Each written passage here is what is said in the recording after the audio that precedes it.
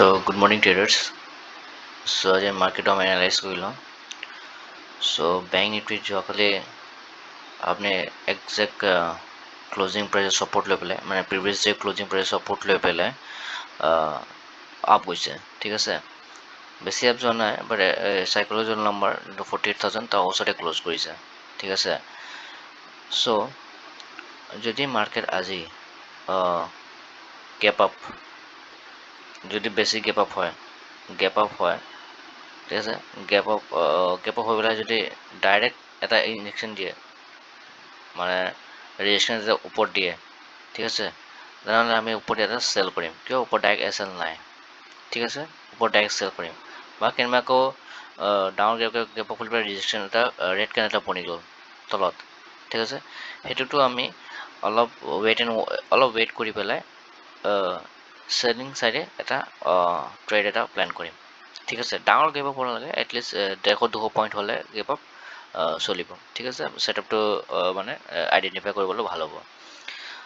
Gap down কেছত যদি এইটো ছাপৰ্টৰ তলত বা ইয়াৰ ওচৰা-ওচৰি যদি আহে, ঠিক আছে, আৰু ইয়াৰ যদি ইন বিটুইন এইটো ক্লজিং প্ৰাইচ আৰু ছাপৰ্টৰ ভিতৰত যদি খুলি যায়, ঠিক আছে, gap down 200-300 point gap down, then আমি চেলিং ছাইড এটা ট্ৰেড প্লেন কৰিম ইয়াতে গেপ ডাউনতো চেলিং, ঠিক আছে, কিয়নো বায়াৰ্ছ ইয়াতে যোৱাকালি বায়াৰ্ছ দুটাই আহিছে, ঠিক আছে, মেক্সিমাম মেজৰিটি বায়াৰ্ছ আছে। চ' সিহঁতে ওলাবৰ কাৰণে এটা চেলিং ট্ৰেড এটা আইডেণ্টিফাই কৰিম আমি।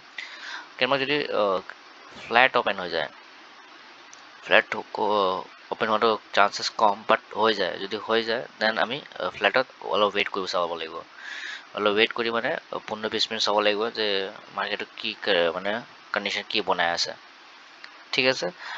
যদি ফ্লেটত যদি ফাৰ্ষ্ট 5-6 মিনিটত 10 মিনিটত যদি তলত আহি যায়, ঠিক আছে, যদি তলত আহি যায় তাতে ৱেইট কৰিব, যদি ওপৰত গুচি যায় তাতো ৱেইট কৰিব।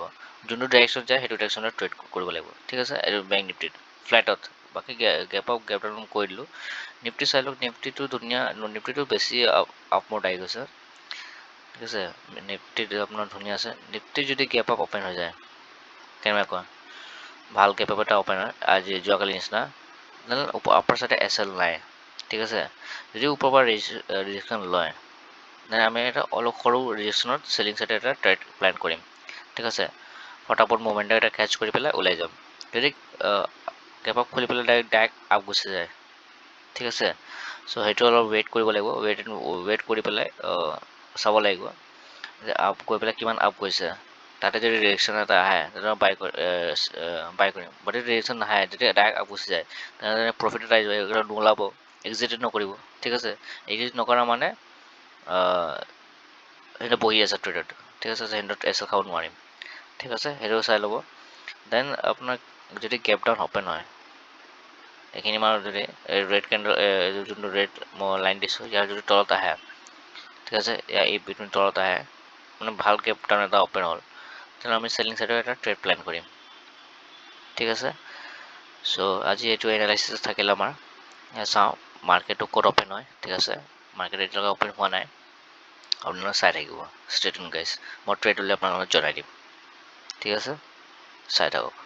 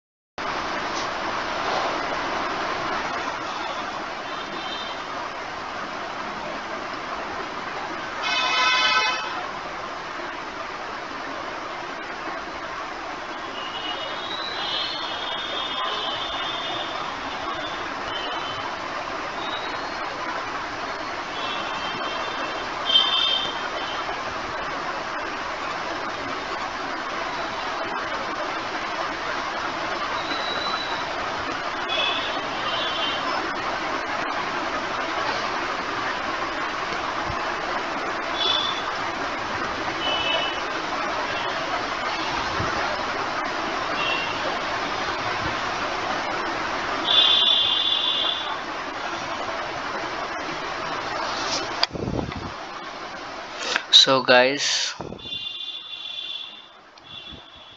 আজি আকৌ আমাৰ লছ হ'ল, ঠিক আছে। চ' লছ কিমান মই দেখুৱাই দি আছোঁ। 1072 টোটেল লছ হ'ল। ফাৰ্ষ্ট আমি চি চাইড এটা ট্ৰেড লৈছিলোঁ, ৰং হ'ল, 400 লছ গ'ল ইয়াতে। দেন আকৌ পি চাইডে ট্ৰেড ল'লোঁ, তাতো জাষ্ট এইটো এভাৰেজ কৰিবৰ কাৰণে মই লৈছিলোঁ, চ' তাতো লছ হ'ল।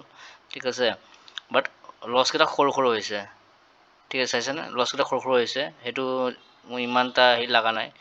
যিদিনা 4000 লছ হৈছিলে। ঠিক আছে, চ' মই এইকেইদিন আপুনি যদি চাব পাৰে ন, এইখিনি মাৰ্কেটত কিবা বেলেগ ধৰণৰ ৰিয়েক্ট কৰি আছে, মানে বেলেগ ধৰণৰ ট্ৰেড কৰি আছে। আৰু যদি ন'টিছ কৰে, ঠিক আছে, আজি কিয় ট্ৰেড বনাইছিলোঁ মই ৰাতিপুৱা মোৰ যদি ফাৰ্ষ্ট এনালাইচিছত আপুনি চাব পাৰে, মানে যোনটো মানে ষ্টাৰ্টিঙত মই যোনটো কৈছিলোঁ কি যদি গেপ আপ অ'পেন হয়, গেপ আপ অ'পেন হোৱাৰ পিছত যদি চেলিং হয়, ডাঙৰ কেণ্ডেল বনায়, দেন আমি চেল কৰিম। ঠিক আছে, বাট ইয়াতে মই চেল নকৰিলোঁ, এইটো মোৰ মিষ্টেক হ'ল। মিষ্টেক মিনছ কি, 48,000ৰ ওপৰত 48,000 পৰা চাইকলজিকেল নম্বৰ আহি গ'ল। ঠিক আছে, চাইকলজিকেল নম্বৰ আহি গ'ল আৰু ইয়াৰ ওপৰতে ট্ৰেড কৈ আছিলে। চ' চান্সেছ বেছি আছিলে যে গেপ আপ অ'পেন হৈছে আৰু এইটো চাইকলজিকেল নম্বৰ ওচৰত আছে, চ' এইটো ব্ৰেক নকৰিব। ঠিক আছে, এইটো ব্ৰেক মানে ভালকৈ ব্ৰেক নকৰে, কৰিলেও মানে ট্ৰেপ কৰিব, বাট ব্ৰেক নকৰে। চ' সেইটো ভাবি মই ট্ৰেড লৈ আছিলোঁ। চ' মই এইখিনি এণ্ট্ৰি মই ক'ত লৈছিলোঁ মই কৈ দি আছোঁ। এণ্ট্ৰি মই ফাৰ্ষ্ট এণ্ট্ৰি লৈছিলোঁ চি চাইডে আপোনাৰ 925। ঠিক আছে, চ' 925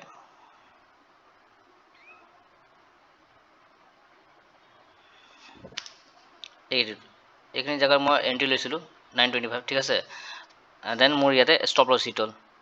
ষ্টপ লছ হিট হ'ল আপোনাৰ মই কৈ দি আছোঁ, আপোনাৰ ষ্টপ লছটো হিট হ'ল 958।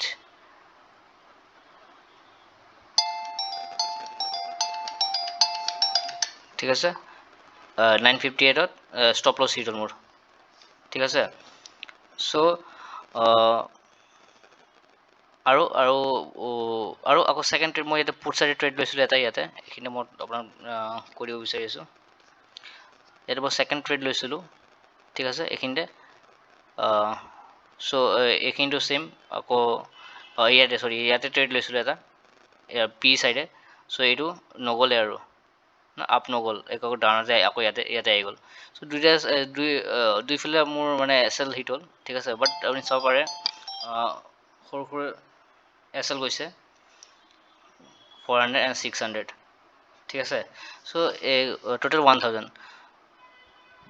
ঠিক আছে না, নিফটি চাব পাৰে, নিফটিটো ছেইম, এতিয়াতো বাৰু ছাইডৱেজ হৈ গ'ল। এতিয়াতো আপুনি চাব পাৰে ন, বেছি আপো নগ'ল, ডাউনো বেছি নাহিলে, ছাইডৱেজ হৈ গ'ল। বেংক নিফটিটো ছেইম ছাইডৱেজ হৈ গ'ল। এতিয়াতো আৰু মুভমেণ্ট কৰিবলৈ ইমান এটা চান্সেছ নাই যে মুভ আহিব। ঠিক আছে, চ' এতিয়া ছাইডৱেজ হৈ গৈ আছে। 48,000 মেইন সেইটো চাইকলজিকেল নম্বৰ কাৰণে 48,000 চাইকলজিকেল নম্বৰ পৰি গ'ল ন, সেইকাৰণে এইটো বস্তুটো মানে আজি অলপ টাফ হ'ল। বাট এনিৱে যদি ইয়াতে আমি চেল কৰা হ'লে প্ৰফিট এটা ভাল এটা পালোঁ হয়, ভাল এটা কেপচাৰ কৰিব 80-90 পইণ্ট কেপচাৰ কৰিব পাৰিলোঁ হয়।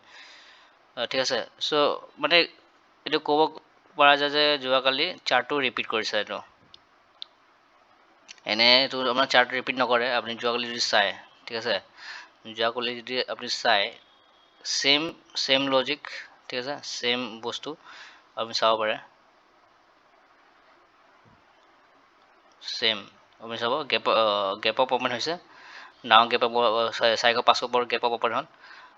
অ'পেন হোৱাৰ পিছত ডাঙৰ ৰেড কেণ্ডেল এটা বনালে, তাৰপিছত এতিয়া অলপ কনচলিডেট হ'ল, দেন আকৌ তলত আহিলে। ঠিক আছে, ছেম। চ' যোৱাকালি নিচিনা যদি আমি ট্ৰেড কৰা হ'লে, মানে যোৱাকালি পেটাৰ্ণ চাই পেলাই, চ' আজি আমাৰ প্ৰফিট হ'লে, বাট নাই কৰা কিয় কি মাৰ্কেটে চাৰ্ট ৰিপিট বহুত কম কৰে। ঠিক আছে, চ' সেইটো মানে আমাৰ যোনটো এনালাইচিছ আছিলে চাইকলজিকেল নম্বৰ চাই পেলাই আমি কৰিছিলোঁ। গেপ আপ অ'পেন হৈছিলে, গেপ আপ অ'পেন তলত আহিলে, এইটো কাৰণে ট্ৰেড লৈছিলোঁ। বাট এনিৱে লছ হ'ল, এতিয়াতো ছাইডৱেজ হৈ গ'ল পূৰা, এতিয়াতো ট্ৰেড কৰি লাভ নাই। চ' একো নাই, এইটো মাৰ্কেট ফেজ হয়, এতিয়া মাৰ্কেটটো চুপ্ৰিম কি ক'ব আৰু আপুনি যিমান এনালাইচিছ কৰক, মাৰ্কেট যোনফালে মানে মুভ কৰিব লাগে থাকে, সেইফালে মুভ কৰিবই এনি হাও, চ' আপুনি ৰখাব নোৱাৰে। ঠিক আছে, চ' এইটোতো বাৰু লছ কণ্টিনিউ এতিয়া হৈ আছে, একো নাই, এইটো পাৰ্ট অফ লাৰ্ণিং বুলি মাৰ্কেটত গৈ আছে বুলি ভাবিব লাগে। ঠিক আছে, চ' এতিয়া ভাবিব নালাগে যে লছ আছে ইনকাম কৰিব লাগে, ৰিকভাৰ কৰিব লাগে। মোৰ মাইণ্ডছেটে এনেকুৱা নহয়, মোৰ ৰিকভাৰ কৰিব একদমেই নালাগে। মোৰ এটলিষ্ট শিকিব লাগে, মানে বস্তু শিকি আছোঁ ন, যাতে ফাৰ্ষ্ট আজি যোনটো মিষ্টেক কৰিলোঁ যাতে নেক্সট টাইম আকৌ সেইটো মিষ্টেকটো নকৰোঁ মই। এইটো অলপ সৰু সৰু বস্তু যদি আপুনি শিকি লয় ন দেন প্ৰবলি এইটো পিছলৈ ভাল হ'ব। কেতিয়াবা ডাউট থাকে কি মানে হ'বনে নহ'ব, কিয় লছ হৈ আছে, মানে মোৰে নে লছ হৈ আছে আৰু বেলেগৰ হোৱা নাই, এইটো এনেকুৱা নহয়, চবৰে লছ হৈ আছে। ঠিক আছে, ডাঙৰ ডাঙৰ ট্ৰেডাৰবোৰৰো সিহঁতৰ মানে যদি ভিডিঅ' আপুনি চাই ডাঙৰ ডাঙৰ ট্ৰেডাৰ যোনকেইটা ছাকচেছফুল ট্ৰেডাৰ সেইকেইটাও মানে এইকেইদিন মানে এইটো লাষ্ট মান্থৰ পৰা অলপ প্ৰব্লেম ফেচ কৰি আছে, মাৰ্কেটো অলপ বেলেগ ধৰণৰ ৰিয়েক্ট কৰি আছে। ঠিক আছে, ডিউ টু ইলেকশ্যন হ'ব পাৰে বা বেলেগ ফাণ্ড হেজ ফাণ্ডবিলাকৰ মাইণ্ডছেট হ'ব পাৰে কিবা কিবি নিউজ। ঠিক আছে, চ' হ'ব পাৰে, বাট একো নাই, আমি এইটো লাৰ্ণিং কৰি থাকিব লাগিব। যোনটো আজি পেটাৰ্ণটো হৈছে, যোনটো আজি সেই ভুলটো হৈছে, ছেম যদি কালি আকৌ ছেম চিচুৱেশ্যন আহি যায় যে কালি ভুলটো ৰিপিট নকৰোঁ, সেইটোৱে আৰু মেইন চাইক'লজি ডিচিপ্লিন সেইটো মেইনটেইন কৰিব লাগিব। আৰু অলপ মোক কাম কৰিব আছে, ৰিস্ক ৰিপৰ্টৰ ওপৰত মোক কাম কৰিব লাগিব। ঠিক আছে, আপোনালোকে কাম কৰিব। চ' আজিৰ কাৰণে ইমানে, কালি আকৌ লগ পাম।